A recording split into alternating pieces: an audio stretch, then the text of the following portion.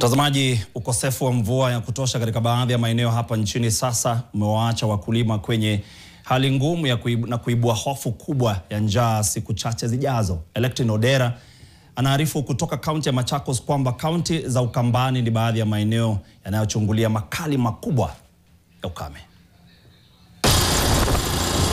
Baadhi ya kaunti hapa nchini sasa zinapambana na ukame, dalili za janga linalozidi kuongezeka kutokana na mvua chache.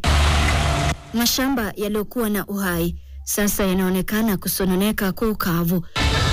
Nazo familia zina wasiwasi wa kukabiliwa na njaa ya kupindukia. Kitambo kinyesha mzuri hapa natoanga ngunia kama 12 kama ni mahindi natoa hapo. Lakini sasa wakati hii ndio imekuwa hivyo. Hakuna mvua, imenyesha mara moja na ikaenda. Kulingana na tathmini za mwaka 2025 kutoka mashirika ya misaada, upungufu wa mvua umefikia viwango vya kutisha na kusukuma jamii ambazo tayari ziko pembezoni katika hali ya hatari zaidi. Takwimu kutoka Relief Web zinaonyesha kaunti kadhaa tayari zinakabiliwa na ukame, huku Wajir na Turkana zikiorodheshwa katika kiwango cha tahadhari. Hii inaashiria kupungua kwa vyanzo vya maji na kuongezeka kwa uhaba wa chakula, hali inayosukuma maelfu ya familia za wafugaji katika maeneo haya karibu na janga kadri hali inavyozidi kuzorota. Katika kaunti ya Machakos, hali ni ngumu. Kwa mamia ya wakulima wadogo wanaotegemea mahindi na maharagwe kwa maisha ya kila siku, hali imechukua mwelekeo wa maafa. Kitu ya kukula mboga, hakuna mboga. Tulikuwa tu tunafika maharagwe ile msimu mwingine. Mazao mengi yamenyauka, yakiwaacha wakulima bila mavuno na kuwalazimisha kutafuta njia mbadala za kujikimu ambazo wanaogopa hazina uendelevu wala uhakika. Yaani hata sijui, sasa mvua tunafaa kuwa tumepalilia na vitu vingine kazi. Lakini tukicheki hakuna option. Sisi tuna sababu na hiyo maji ya kununua huko.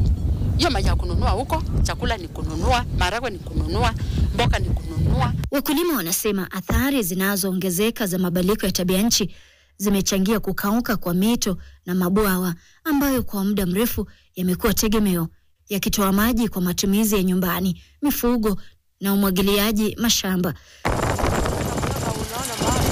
Katika mahangaiko haya, wanawake ndio wanaobeba mzigo mkubwa.